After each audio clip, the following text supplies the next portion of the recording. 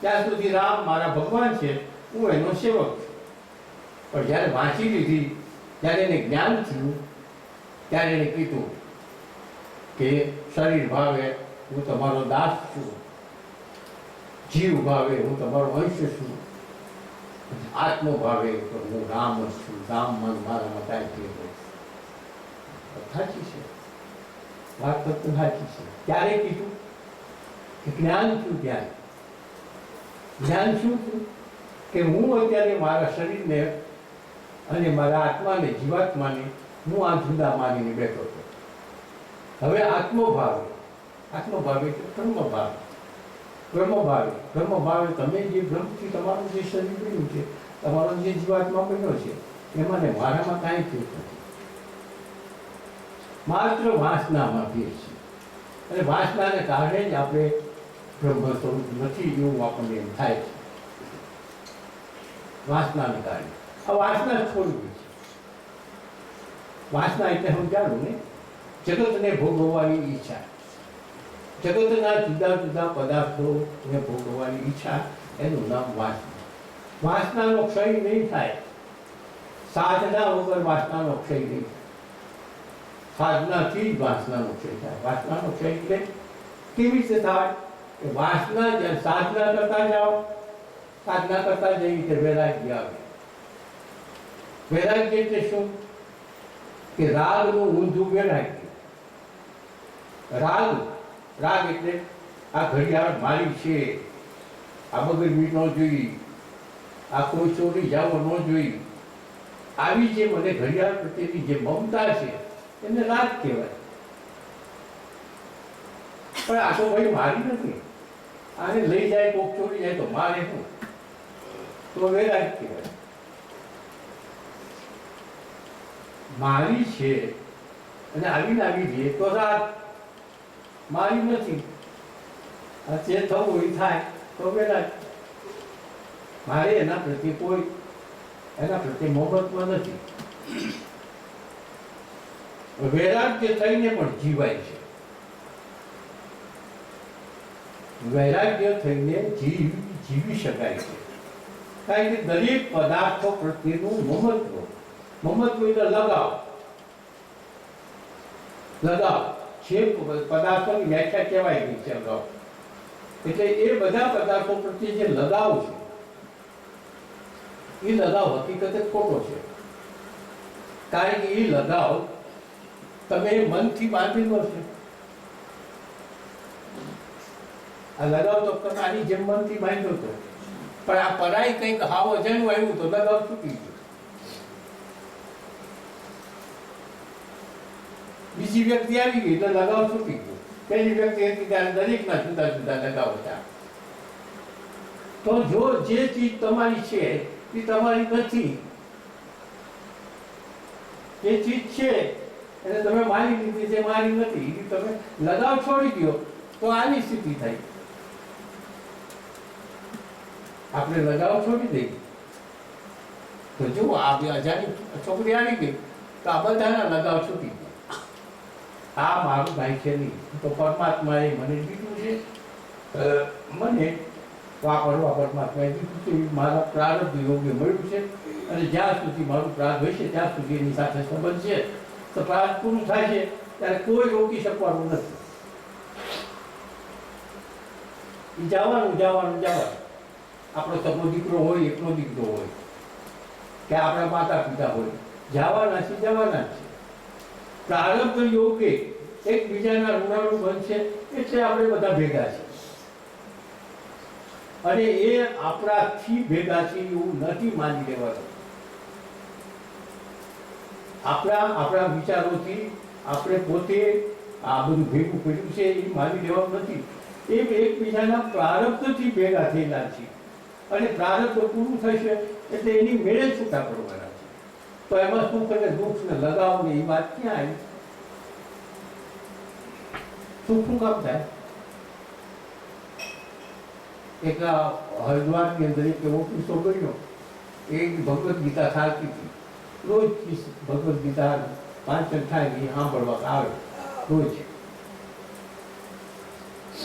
તો એક દિવસ એવો આવ્યો કે એ એક માણસ રોજ આવતો હતો, ટાઈમ ટુ ટાઈમ આવતો હતો, એ ન આવ્યો અને બીજે કે ત્રીજે દિવસે આવ્યો.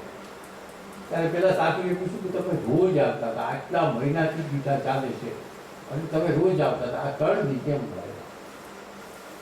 એટલે એને કીધું કે મહેમાન આવ્યા હતા ને, એ મહેમાનને હું વળાવવા ગયો હતો. મારે ઘરે એક મહેમાન આવ્યા હતા, એ મહેમાન ગયા હું વળાવવા ગયો. એટલે મહેમાન આવ્યા ને વળાવવા તું 3 દિવસ કેવી ગયું? એને શોખ કર્યો. મારે ઘરે દીકરાનો જન્મ થયો હતો, એ 20 વર્ષનો થયો અને પછી વયો ગયો. એટલે મારે 2-3 દિવસમાં વળાવવામાં બગ્યા.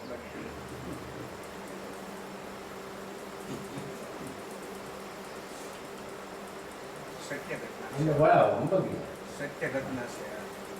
હા, એટલે હવે કારણ કે એ ગીતા બરાબર વાંચી છે,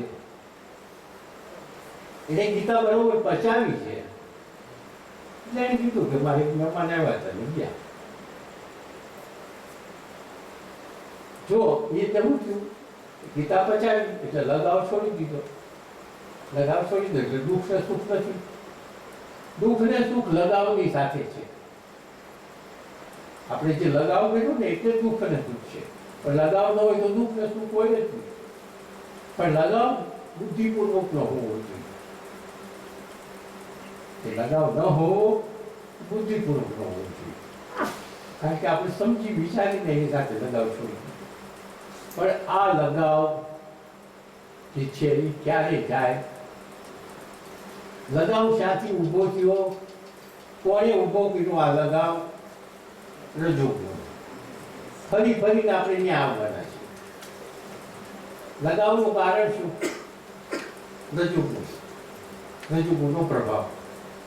લગાવ તો રજોગુણ ન હોય તો આ પૂર્વ વેદા કેમ છે? રજોગુણનો પ્રભાવ ન હોય તો આ પૂર્વ વેદા કેમ છે? તો વૈરાગ આવે એટલે પછી કાંઈ જ નથી. રજોગુણ કયો? તમોગુણ તો છે જ નહીં. માત્ર અહંકાર ગયો, અહંકાર તો પછી તપ કરીને ગયો જાય છે. તો ગઈકાલે વાત થઈ. એટલે વાત એ છે કે આપણે રજોગુણનો નાશ કરવો પડશે અને રજોગુણ તપથી જ નાશ થાય. આ વારંવાર આ વાત તો આવશે. આખી અષ્ટાવક્ર ગીતા પૂરી થાય છે તો આ વાત આવશે કે રજોગુણને નાશ કરવા માટે આપણે જપ, તપ, દાન, યજ્ઞ, સેવા જે કંઈક પ્રાયશ્ચિત. પ્રાયશ્ચિતની વાત થઈ. ગઈકાલે આપણે વાત કરી કે પ્રાયશ્ચિત કાંઈ કરવાની જરૂર નથી. આપણે એક પરમાત્માની પાસે બેસી અને જે કંઈક આપણાથી ભૂલો થઈ જીવનમાં એ ભૂલોને યાદ કરી અને પસ્તાવો કરવો એનું નામ પ્રાયશ્ચિત. જૈન ધર્મની અંદર એને પ્રતિક્રમણ કહે છે અને આપણામાં પ્રાયશ્ચિત કહે છે.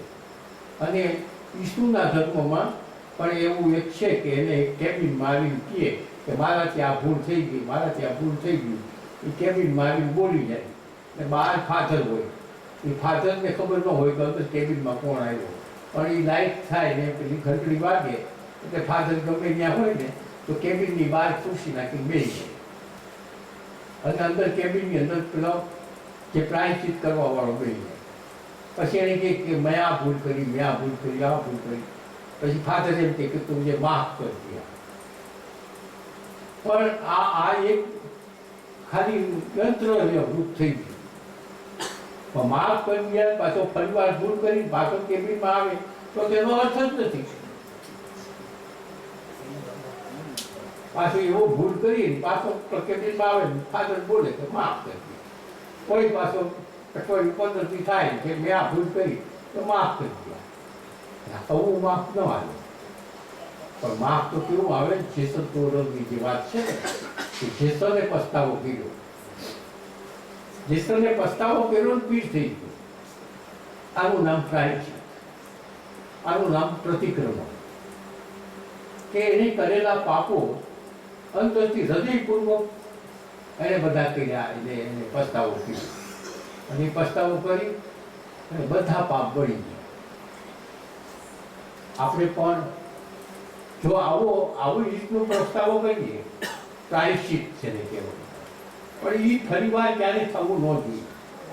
એ જે ભૂલ થઈ એ ક્યારેય ફરીવાર ન થાય, તો એ પ્રાયશ્ચિત થાય.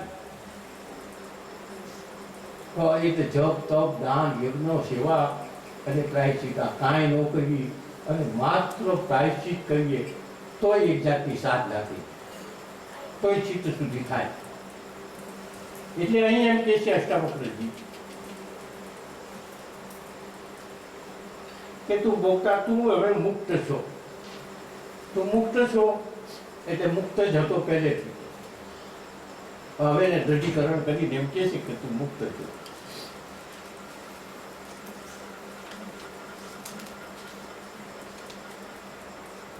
હવે પછી 7મા શ્લોકમાં અષ્ટાવક્રજી એમ કહે છે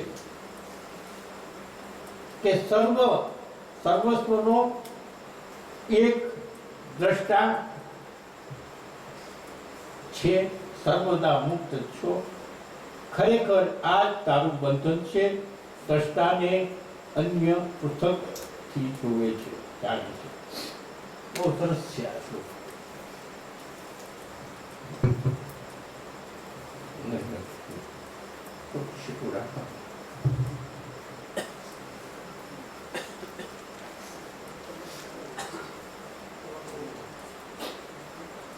વાક્ય જોઈએ. સર્વસ્વનો સર્વ દ્રશ્ય પ્રપંચનો તું એક દ્રષ્ટા છે. હવે બ્રહ્મ સ્વરૂપ છે, પોતે બ્રહ્મ સ્વરૂપ છે. દ્રશ્ય પ્રપંચ, દ્રશ્ય પ્રપંચ એટલે શું? કે આખી વિશ્વની અંદર એક દ્રશ્ય પ્રપંચ થઈ રહ્યું છે. પ્રપંચ એટલે જુદું જુદું પ્રક્રિયા થવી.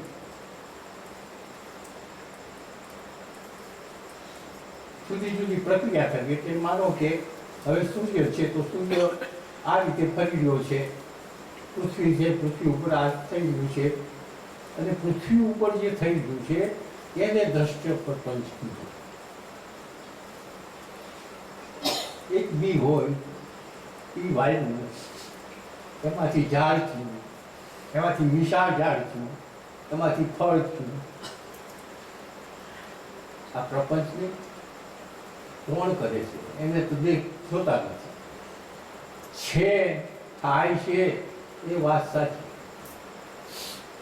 બીમાંથી પોટો ફૂટ્યો, એમાંથી ઝાડ થવા માંડ્યું, ઝાડનું મોટું થયું, ડાળીઓ થઈ, ફૂલ આવ્યા અને ફળ આવવા માંડ્યા. આ તો ખાલી એક ઝાડની જ વાત કરું છું. એવું જગતની અંદર કેટલું થઈ ગયું છે. તો આ બીજમાંથી ઝાડ ને ઝાડમાંથી ફળ ને ફળમાંથી પાછા બીજ અને બી વળી પાછા બીજમાંથી પાછા ઝાડ ને પછી પાછું ફળ ને ફૂલ ને આ એમનેમ આ ઘટમાળ, જે અવિરત ઘટમાળ જે ચાલી જ રહી છે એ દ્રશ્ય પ્રપંચ ન કહીએ તો એને શું કહી? કોણ કરે છે? કોઈ વ્યક્તિ તો જોઈ શકાતી નથી. અમથું તો થાય નહીં, કઈક તત્વ હોય તો જ થાય. અમથું તો થાય નહીં, પણ એ તત્વને જોતા નથી. એ જે કંઈક શક્તિ કામ કરી રહી છે એ શક્તિને જોતા નથી, પણ થઈ રહ્યું છે. તો એ જે જગતની અંદર આવું બધું દ્રશ્ય પ્રપંચ થઈ ગયું છે એનો તું સાક્ષી છો. હવે એનો તું સાક્ષી શા માટે કીધું? કારણ કે એ તું નથી કરતો, એ તો પ્રકૃતિથી થાય છે, પણ તારા વડેથી થાય છે. જે દ્રશ્ય પ્રપંચ થયું હકીકતે તારાથી. મેં વાત કરી અગાઉ કે ખાલી પ્રકૃતિ કંઈ પણ કરી શકવાની શક્તિમાન નથી. જો પરમ તત્વ ન હોય તો ખાલી પ્રકૃતિ કંઈ કરી શકે, અને પરમ તત્વ માત્ર હોય અને પ્રકૃતિ ન હોય તો કંઈ પણ કરી શકે નથી. કારણ કે આપણે જોઈ છે કે બ્રહ્માંડમાં વિશ્વ ઘણા છે. એક વિશ્વ અને બીજું વિશ્વ, એની વચ્ચે કેટલી મોટું કરોડો યોજન ખાલી જગ્યા છે, એમાં ભ્રમ તો છે જ. તો વચ્ચે કેમ વિશ્વ નથી?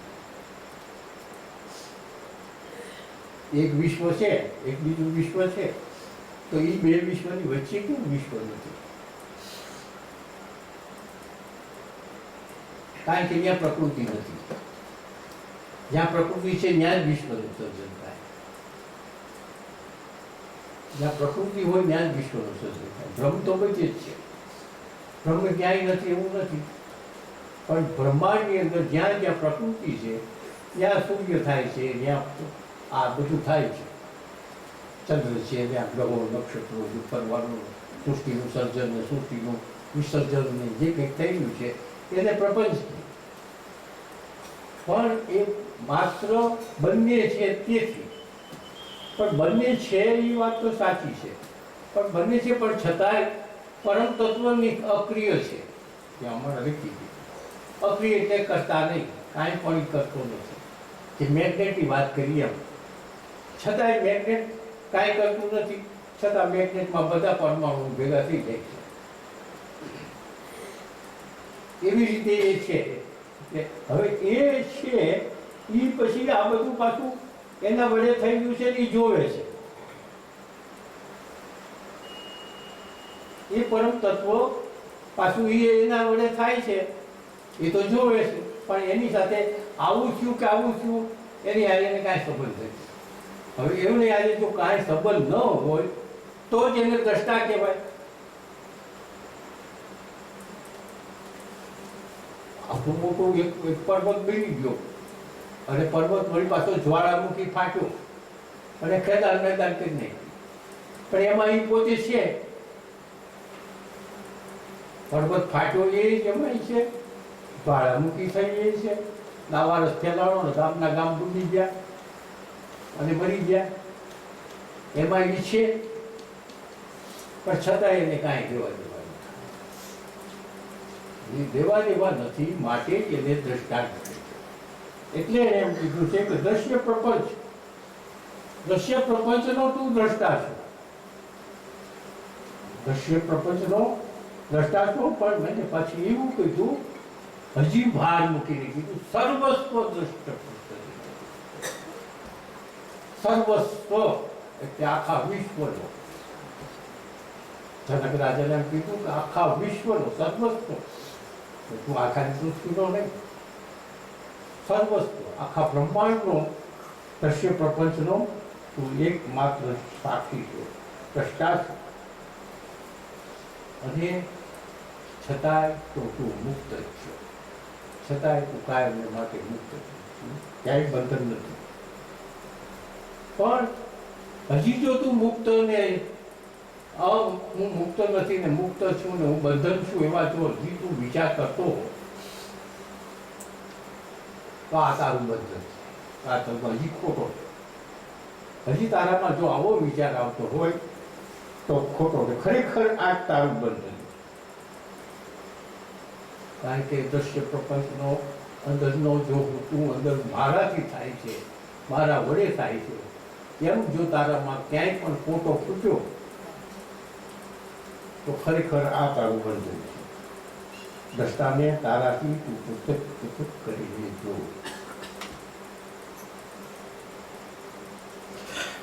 દ્રષ્ટાને તું પૃથક કરી જાવ, તું દ્રષ્ટાય નથી. દ્રષ્ટા હોય તો દ્રશ્ય હોય, દ્રશ્ય હોય તો દ્રષ્ટા હોય.